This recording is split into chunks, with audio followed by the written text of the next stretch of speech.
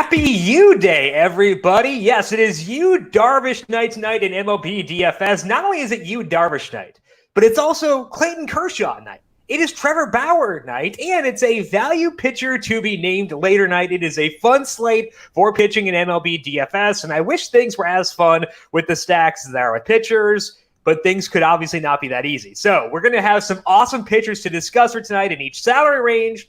And then we're going to try to scramble to find some stacks we can tolerate, and it's going to force us to stack in some parks I would like to avoid if at all possible. So let's dive on in and break it on down. Welcome on into the Solo Shot. That's right here on the FanDuel Podcast Network and numberFire.com. My name is Jim Sonis. I am a senior writer and analyst for numberFire.com, here to break down Wednesday night's 9-game main slate with lock set for 7:05 this evening. We got a lot of stuff popping here on the numberFire Daily Fantasy Podcast feed. Not only do we have the MLB DFS podcast every weekday, we also have our NFL podcast for week number 1 coming tomorrow. That will record live on YouTube at 10 a.m.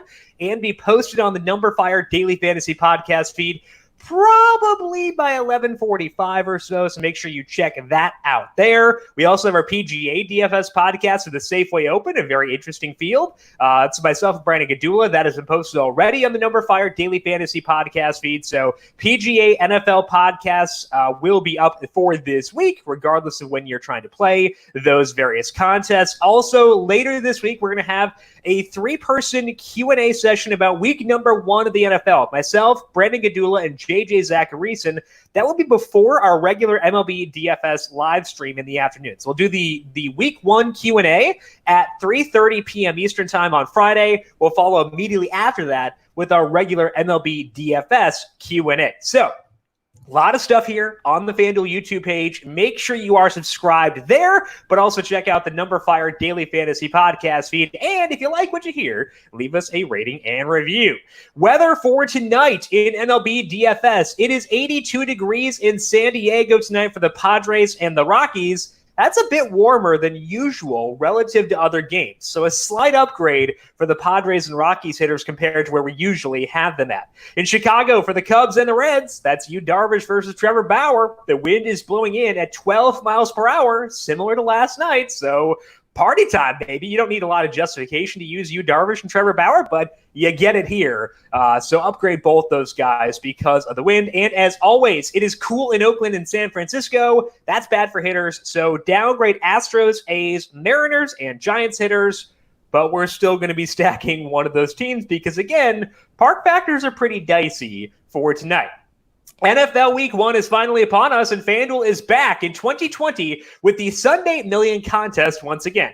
For just a $4 entry fee, compete to win over $3 million in total prizes, including $1 million to first place. Plus, if you roster the player to score the first touchdown of the slate, split a jackpot of $250,000 with everyone else who also had that player. For more details, visit FanDuel.com or download the FanDuel app today. Eligibility restrictions apply. Pitching preview for this Wednesday slate, and as mentioned, it is a good one. Yu Darvish is at the top of the salary pool, justifiably so, at $11,500. Clayton Kershaw is $11,000. Trevor Bauer facing off with Darvish is $10,800. We have Zach Davies at $9,000, and then Pablo Lopez at $8,000. And it's a Yu Darvish night. And we have our flow chart, our go-to flow chart for MLB DFS, where if Yu Darvish is pitching, we use Yu Darvish. And tonight is no different for me. Once again, Yu Darvish is at the top of my list. He is at home against the Reds. Wind is blowing in, and that's always going to be good. The Reds are not a bad offense. They're roughly league average against righties. It's a 101 WRC+, and they do walk a lot. But it doesn't matter because Yu is still easily the top option here because he's just too nasty to pass up. He's been good for the full season. That's what a 1.44 ERA tells you. And that's so good that if Darvish goes out tonight, throws 6 innings, gets 10 strikeouts, and allows 1 earned run, his ERA will go up. He's that nasty. That's nuts. But he's been getting even better within the season. Over the past 5 starts, Yu has been throwing what's been classified as a slider more often. Again, pitch classification is tough with Darvish because he throws 97 pitches. But what's being classified as a slider, increased usage there. And in those 5 starts, he has a 2.59 skill interactive ERA with a 37% strikeout rate and a 5% walk rate. He has had double-digit strikeouts in 3 of those 5 starts. He's actually, in that 5-start sample, Darvish has gone 7 innings of one-hit ball with 11 strikeouts twice. That has happened only 4 times the entire season, and Darvish has done it twice in a 5-start sample. He's disgusting. The Reds do walk, but they'll also strike out, 24% strikeout rate against righties. Darvish is at home, so I have legitimately 0 concerns. You're going to be able to afford this guy at 11.5. I want to. Darvish is the top pitcher for tonight in both cash games and tournaments. Just kind of a no-brainer at this point. If Darvish is there, we're going to use it. The second pitcher slot would be between Clayton Kershaw and Trevor Bauer. Bauer's facing the Cubs, and that's a tough matchup, whereas Kershaw gets the Diamondbacks, and that's not a tough matchup at all. So that's going to be enough for me to put Kershaw second on the list. Now, with that said, Kershaw's pitching in a park that's much better for offense for tonight, so there is justification for ranking Bauer ahead of Kershaw, and I think that if you're multi-entering, it's good to get some Bauer too. I'm just going to put Kershaw number 1. We just saw this matchup last week between Kershaw and the Diamondbacks, and there was a bit of concern in that game because a big part of the reason I've been so in on Kershaw this year has been his velocity. His velocity has been awesome, way better this year than last year. But his velocity in that game last week was the lowest it has been the entire year by a pretty decent amount, and that could be a red flag given Kershaw's injury history. But even with that, Kershaw still mopped up. He allowed just 1 hit over 6 innings and struck out 8 batters. He had a 12.1% swinging strike rate, and now he has to go on the road. And it's their second straight time seeing him. But I don't think this is a team that actually can take advantage of that situation. The Diamondbacks against lefties are really bad. They have a 56 WRC plus and a 36% hard hit rate once you account for the trade of Starling Marte. They have just a 6% walk rate, so there aren't many matchups that'll be a lot better than this for a left-handed pitcher. Plus, Kershaw would be good even if his velocity did go down because, talking about the velocity increase from last year, it's not as if he was bad last year. He still had a 27% strikeout rate. It's 31% this year because of the added velocity, but even if Kershaw does take a step back, he could still shut down an offense of Arizona's caliber. So Kershaw is number 2 ahead of Bauer for tonight. Bauer is, again, worth a look if you're multi-entering, but Darvish is the clear number 1. I am good putting Kershaw second, but again, Bauer is right there thanks to the park discrepancy between the 2 pitchers for tonight. If you're looking for some value, Pablo Lopez is a great real-world pitcher, and he's $8,000 against the Braves. Tough matchup. We saw Sixto Sanchez do well against them last night, so I'm good considering Lopez. But the guy right behind Lopez in salary is Dane Dunning. Dunning is $7,700, and he gets the Pirates. And I am fully on board with Dunning as a value play. And it's not just that I'm okay with Dunning. I actively like him, which is pretty rare for being, a month and a half into the season and finding a value play. I don't often like low-salary pitchers, but I do actively like Dane Dunning for tonight. Dunning is 3 starts into his big league career, and he is yet to pitch longer than 5 innings, which makes his path to upside pretty obscure. But Dunning did throw 88 pitches his last time out. He's been ramping things up after starting the year at the alternate site. So I think we could see Dunning's pitch count continue to rise, and I would not be shocked if he goes at least 90 tonight. And if Dunning does go 90, he can do a lot of damage against the Pirates because Dunning so far when he's been on the mound has been electric. He has a 3.75 skill interactive ERA. His strikeout rate is 31%. And that strikeout rate is super high at 31%. And that could say, okay, it's a 3-start sample. We should be skeptical.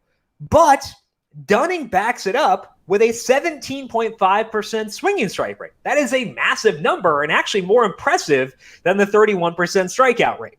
The walks are a little bit high for Dunning, which could, limit his ability to do a lot of damage in 90 pitches, but that's not an issue he showed in the minors. I think he should be able to correct that. And now you could look at Dunning's game log. That could be another point against Dunning and say, hey, he's faced the Tigers and the Royals twice. Those are soft matchups. but it doesn't get a whole lot softer than what he has for tonight. The Pirates have an 80 or a 67 WRC plus against righties. 80 would have made a lot more sense, but it's 67. They have a 25% strikeout rate and a 7% walk rate. So Dunning is low salaried, good, and in a plus matchup. That is an elite combination. I want to make sure I have enough of the high-end guys, especially Darvish, to benefit if they blow up. But I'm still going to make sure I have Dunning when I'm multi-entering for tonight. Sometimes when we have slates where I have Darvish, Kershaw, Bauer, I will just use those three guys and then differentiate my stacks. I think for tonight, Dunning's profile is good enough where I can justify pushing him into that player pool too. So consider Pablo Lopez as a value play and get a lot of the high salary guys, but I would make sure if you're multi-entering, get some Dane Dunning in there too and see what happens in such a good spot. From a stacking perspective today, things are pretty difficult. Again, there are a lot of good pitchers, which makes it tougher to stack inherently, but also most of the stacks I want to use are in bad parks. So that's annoying. And normally I would want to avoid stacking in Oakland and San Francisco because it's cool there as it is tonight, and that limits offense. But I think for tonight, it is a good time to stack the Oakland A's. They're facing Luis Garcia for the Astros. There are now 3 Luis Garcias active in Major League Baseball. So if you're trying to find the Fangraphs page, make sure you find the guy who plays for the Astros. Garcia's making his first big league start, so not a lot of data here. But he did make a relief appearance last week, and that was his first time ever pitching above high A. And he did that in the big leagues. Garcia did well. He let up just 1 run over 4 1/3 innings. But I still think we should stack against him here, mostly because walks are going to be an issue with Garcia. He walked 3 batters in that first outing, and that's after he had a 12% walk rate in high A. He did get a lot of strikeouts down there, so that's a good thing.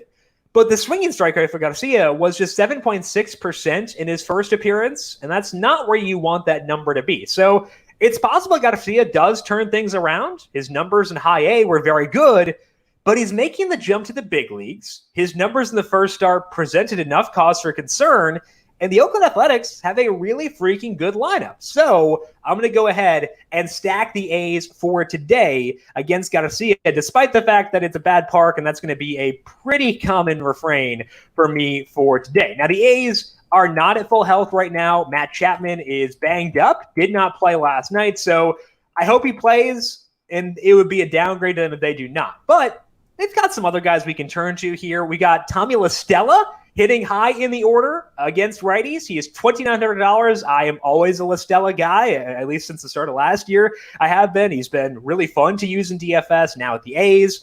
Matt Olson said he had to hit the reset button when the A's had their COVID-19 layoff, but it's according to Matt Kawahara of the San Francisco Chronicle. But Olson hasn't been that bad. 47% hard hit rate against righties this year, so it's not like he's been terrible.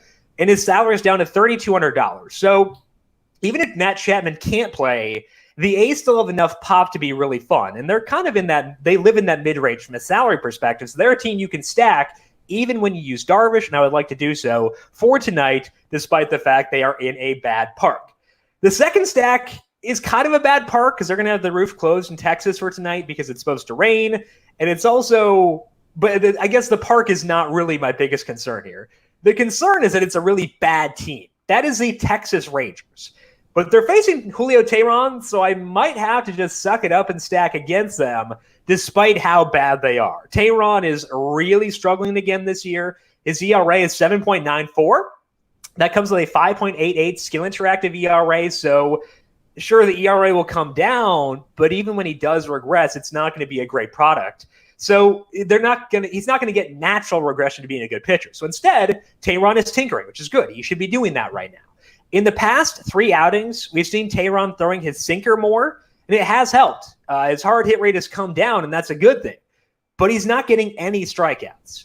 If you look at the most relevant sample skill interactive ERA for every pitcher on the slate, Teheran's is the worst by a full run outside of one other pitcher. So no, I don't want to stack the Rangers. They are bad, and their park is roughly neutral for offense, especially with the roof being closed for tonight. But I think in this spot, we kind of have to go to them because the matchup is so good. I think it does help that most of the relevant hitters we'd want to use here are the lefties. And that's how you want to go at Tehran. So I would cross my fingers right now and hope that Shin-Soo Choo is able to get back in the lineup for tonight. He missed last night's game for getting plunked on Monday, so it's not a lock that he plays. It is worth noting that last night's game was against a lefty, so maybe they were just giving him a natural night off. He's not on the injured list, so I hope that Shin-Soo Choo plays, but I think you can still get to guys like Joey Gallo, Ronald Guzman, if Choo doesn't, and then go at the righties. So hopefully we get Choo in there. It can go pretty hard at the lefties here because Choo is, I think, $2,800. So hopefully get him in there. If not, I still think the Rangers are in play, just not quite as attractive. So keeping an eye on both Matt Chapman and Shin-Soo Choo for tonight. Now, last night, for our third stack, I recommended the Mets, and they sucked, and that's on me. And it killed a lot of good lineups I had. So I understand if you don't want to go there tonight. I've been burned too. I get it. I don't blame you. If you want to skip the Mets, press the fast forward button. Skip 15 seconds ahead because it's going to be bad because I'm going right back as they face Jorge Lopez for tonight. Lopez is making his third start of the season. He had been in the bullpen before that, but we kind of know what to expect from Lopez because he's been a starter in the past. Last year with the Royals made about 16 starts, and what we expect from Lopez is a low strikeout guy. He has made 5 appearances since his pitch count went up this year with the Orioles. In those 5 appearances, he has a 16% strikeout rate. He is allowing hard contact 43% of the time. And Lopez is getting some ground balls. Ground ball rate is around 50%. And he's been throwing his sinker more often this year. So it does make sense that his ground ball rate would go up. And that will probably stick around. But the hard contact helps cancel that out a bit. Like if you're letting up hard contact, you can get doubles that way. And when the ball does go in the air, you can do a lot of damage. And despite the disappointment last night with the Mets, they still have a good offense. They have a 118 WRC plus against righties. So it could bite us again to go here. It's another bad park to stack, but I still think the Mets deserve to be back in our player pool here. And hopefully things go much better than they did last night. Facing a righty here should put Brandon Nimmo back in the leadoff spot once again. He is $2,900. He has more walks than strikeouts against righties, and we don't want walks, but it does indicate he's seeing the ball well, and that itself is a good thing. He's had good results, too. The batted ball numbers on Nimmo are not the best, but I'm willing to overlook that here and use it. I also don't mind Jeff McNeil at $2,800, even though he's likely to bat 7th. Kind of annoying, but he's a value play, good numbers, so I think McNeil makes sense. J.D. Davis is $2,600, and he'll likely bat 3rd. I prefer the lefties, Nimmo and McNeil, over Davis, but Davis does have above-average results and an above-average hard hit rate against righties, so you got at least 3 quality value plays here in addition to the regular studs. So between the A's, the Rangers, and the Mets, you should have more than enough value to afford you Darvish for tonight. So I think that even at 11.5, he is a no-brainer top guy of the night. A couple of the stacks to consider here, and I think these are most in play when you decide to go with Dane Dunning because they're a bit higher salaried. Those are the White Sox and the Dodgers. The White Sox are in a bad park. They're facing JT Brubaker. And the park is why they're not in the top 3, but Brubaker doesn't get a ton of swings and misses, not a big ground ball guy, so I think the White Sox can take advantage of that. So I think the White Sox are a good stack if you can afford them. Probably a good time to snag Yohan Moncada at $3,100. Again, I know he's struggling because of COVID, and that's probably not going to go away for the rest of this year, but $3,100 for a guy with his upside is still pretty hard for me to pass up.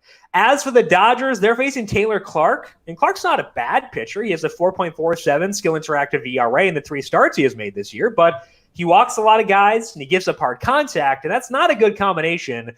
Putting guys on base for free is not a good thing to do when you're facing a team with the oomph for the Dodgers. Gavin Lux was awesome last night, double donged from the 7-hole, so I'd expect him to still bat 7th once again tonight. Jock Peterson, I believe, is on paternity leave, so should keep Lux a little bit higher in the order.